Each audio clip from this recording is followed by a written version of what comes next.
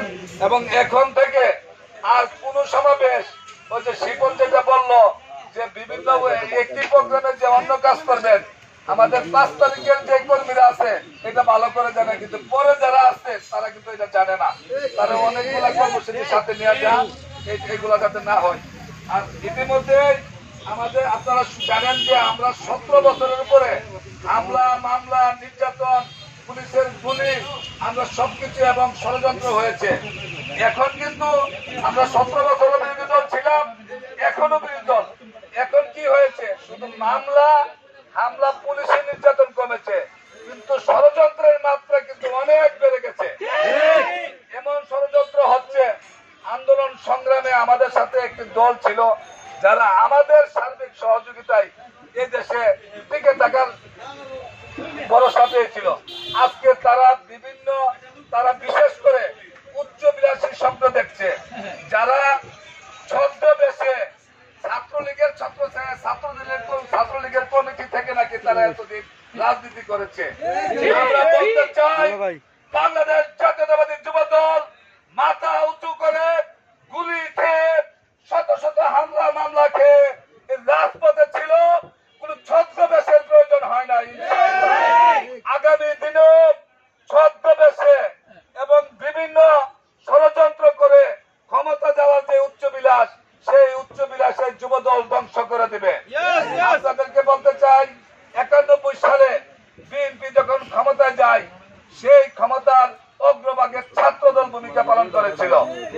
আর আগামী দিনে বিএনপি ক্ষমতায় যাওয়ার পিছনে সারা দেশের মানুষ মনে করে সবচেয়ে বড় ভূমিকা পালন করবে জাতীয়তাবাদী যুব দল।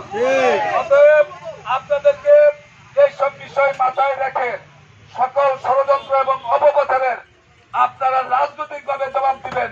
আপনারা অনলাইনে অ্যাক্টিভ থাকবেন, যেহেতু সোশ্যাল মিডিয়ার যুগ। আপনারা বিএনপির বিরুদ্ধে কোন ধরনের অপপ্রচার হলে সেইটা সাবলীল এবং নম্র ভদ্র মার্জিত ভাষায় সেটার জবাব দেবেন।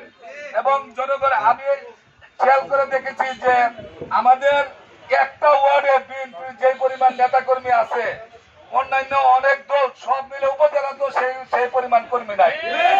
অতএব আগামী দিনে মানুষ আমাদেরকে নিয়ে স্বপ্ন দেখে, আগামী দিনে রাষ্ট্রীয় ক্ষমতার চিন্তা ভাবনা দেশের জনগণ আমাদেরকে নিয়ে করে।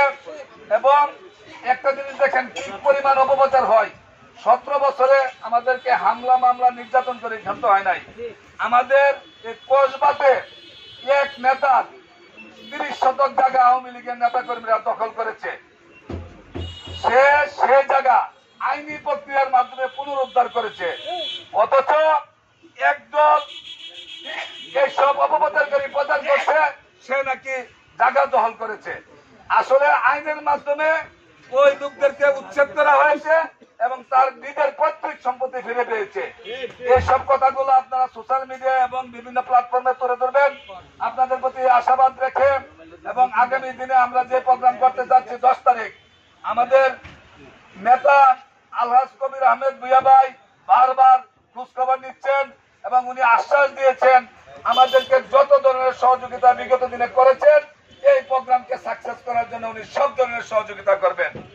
অতএব আপনারা সবাই ঐক্যবদ্ধ হয়ে স্ব ইউনিয়নে যাদেরকে দায়িত্ব দেওয়া হয়েছে, আমাদের পৌর যুব দল আছে, তারাও তাদের দায়িত্ব পালন করবে এবং আমরা একসাথে ওয়ার্ডগুলা ইউনিয়নগুলো আমরা একসাথে যে টার্গেট দিয়েছি এই টার্গেট দিয়ে প্রোগ্রামকে সাকসেস করব এই আশাবাদ রেখে। এবং আগামী দিনে আমাদের কিছু কমিটি বাকি রয়েছে, আপনারা শুনেছেন, এবং কিছু কমিটি পুনর্গঠন করা হবে। এইগুলাতেও আপনার যারা ত্যাগী, যারা পরিশ্রমী, যারা হামলা মামলা হয়েছে, যারা 5 তারিখের আগে থেকে দীর্ঘদিন যাবত আমাদের সাথে আছে, তারাই অগ্রভাগে থাকবে এবং অন্যান্য যারা আছে তাদেরকে আমরা বাদ দিব না। তারাও শ্রেণী মতো নিয়ম মতো শৃঙ্খলা মতো যেখানে রাখার তাদেরকে আমরা রাখবো। অতএব আমরা কমিটিগুলো ইনশাল্লাহ এই প্রোগ্রামের পর ইনশাল্লাহ হাত দিব। আপনারা সবাই সচেতন থাকবেন এবং জনমুখী রাজনীতি করবেন এই আশাবাদ রেখে। তারেক রহমান যে রাজনীতি করছে, আজকে আন্তর্জাতিক ভাবে তারেক রহমানের প্রশংসা হচ্ছে। ওনার প্রত্যেকটা পদক্ষেপ, বিশেষ করে 5 তারিখে 5 আগস্ট উনি যে পদক্ষেপ নিয়েছেন, ওই পদক্ষেপ না নিলে বাংলাদেশ কিন্তু শান্তির বাংলাদেশ থাকতো না। আপনাদের সবাইকে ধৈর্য ধারণ করে আমাদের এই অনুষ্ঠানটা সাকসেস করার জন্য এবং আমাদের কথাগুলো শোনার জন্য আপনাদেরকে ধন্যবাদ জানিয়ে কসবা উপজেলা যুব দলের পক্ষ থেকে এবং পৌর যুব দলের পক্ষ থেকে আমাদের নেতা কবির আহমেদ ভূঁইয়া ভাইয়ের পক্ষ থেকে আবারও শুভেচ্ছা ও অভিনন্দন জানিয়ে আমি আমার এবং যারা ব্যানার করে ফেলেছেন সেটা তো ফেলেছেন, যারা ম্যাক্সিমামই করেন নাই, আগামী দিন শুক্রবার কিন্তু বন্ধ থাকবে প্রেস। আজকে শিপনে থেকে আপনারা লোগোটা নিয়ে যাবেন, ব্যানারের লোগোটা, এবং এইগুলা করে নেবেন, কোথাও যেন কোনো অপূর্ণতা না থাকে। আপনাদের সবাইকে ধন্যবাদ জানিয়ে আমি আমার বক্তব্য শেষ করছি। আসসালামু আলাইকুম ওয়া রাহমাতুল্লাহি ওয়া বারাকাতুহু। আর আমাদের এক ভাই আপনাদের জন্য মিষ্টির ব্যবস্থা করেছেন, সবাই ইনশাআল্লাহ অংশগ্রহণ করবেন। ধন্যবাদ সবাইকে।